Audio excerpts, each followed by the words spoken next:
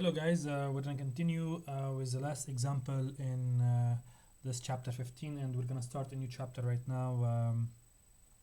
This again deals with impulse and momentum, and we have these three pool balls. This ball is basically hitting these two, A and B, and what we would like to do is we would like to find the velocity of each ball after the impact. So after this ball hits those two at the same time, right? So they hit each other at the same time. Would like to find the velocities of A and B after the impact, and what we know is that the coefficient of restitution is the same for all of them, which is basically E.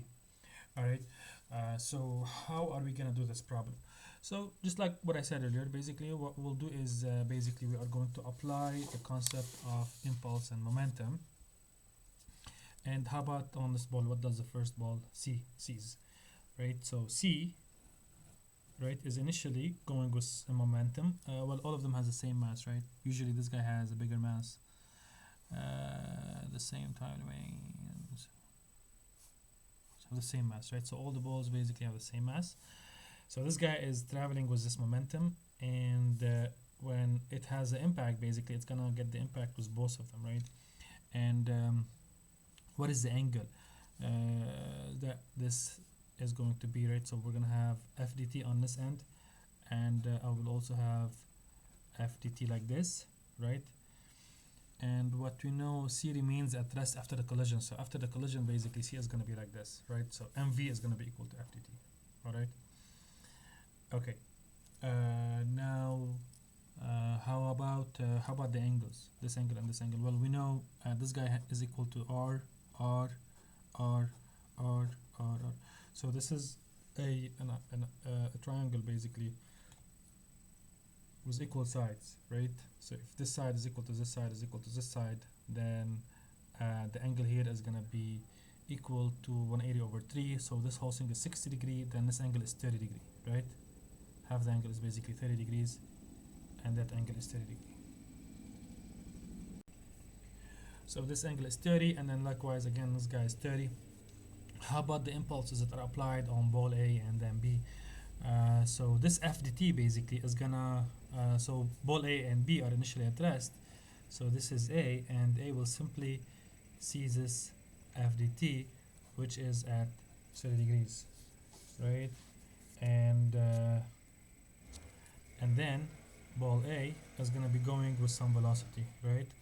Or some momentum, which we're gonna call as what? M V A, right? Let's call this guy MVC, right? And this is MVA, and I'm gonna actually call it MVA2 just to stay analogous. Sorry about the noise, guys. Cutting the grass around here. And now next step is how about the velocity at the B?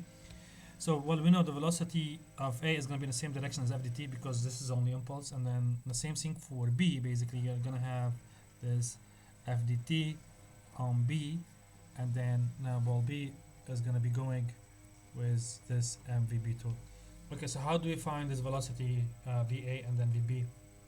Well, we need to know the FDT, right? How do you know FDT? Well, if you go on ball C,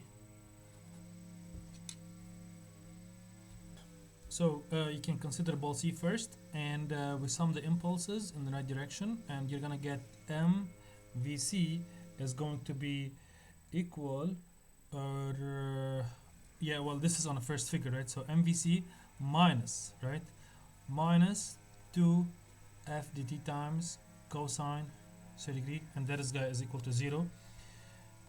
So FDT is gonna be equal to what? MVC divide that by how much? By 2 cosine 30 degrees, right? So we got the impulse. So the impulse is going to be equal to MVC divided by 2 cosine 30. And basically, I'm going to be able to find if you sum the impact, if you sum the momentum along this direction, right? So I'm going to get some white papers, and then I'm going to continue the problem over here. Right, so we got FDT, right? And I know my FDT is going to be equal to this, and FDT is going to be equal to that. So M VB2 is going to be equal to FDT, which is going to be equal to MVC over 2 cosine 30. So M and M will cancel out, so we got the velocity of B, it's going to be equal to VC over 2 cosine 30. Okay, so we got the velocities of, which is also going to be equal to VA2, right? And the question is actually we need to find the coefficient of restitution, right? So how do you find the coefficient of restitution? So the coefficient of restitution, right, is going to be equal to what we said. So we said the coefficient of restitution will always equal to, if we have two balls, A and then B, this guy is VA1, this guy is VB1, and then after the collision, then I'm going to have VA2 and then VB2. I'm assuming all the directions is in the right direction.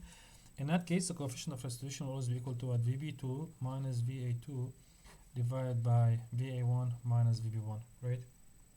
And this has to be along the line of impact. Alright, what is the line of impact in this case? The line of impact is this direction, right? And basically the velocity of C initially is like that, right? So this is VC1 and this is VA2, right?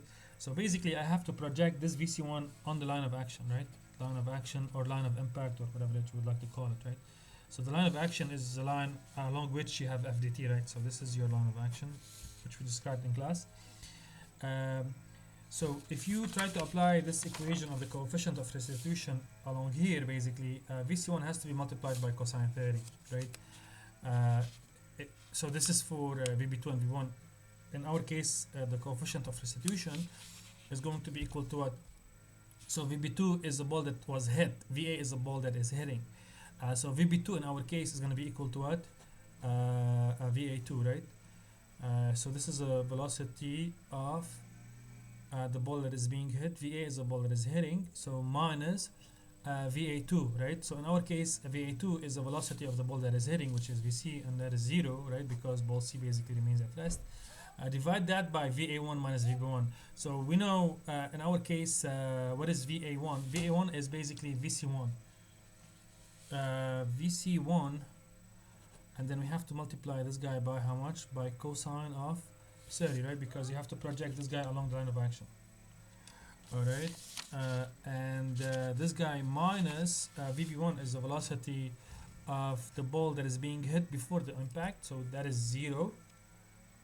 So it's equal to VA2 divided by VC1 cosine 30. And what is VA2? VA2 is actually equal to VB2, right? Basically here the coefficient of restitution applies for every impact separately, right?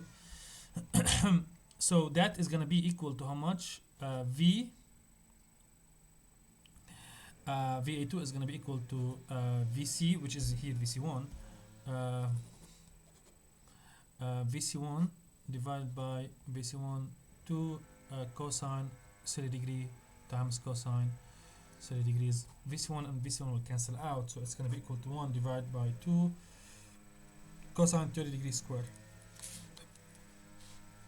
So your coefficient of restitution is going to be equal to 1 over 2 cosine squared 30.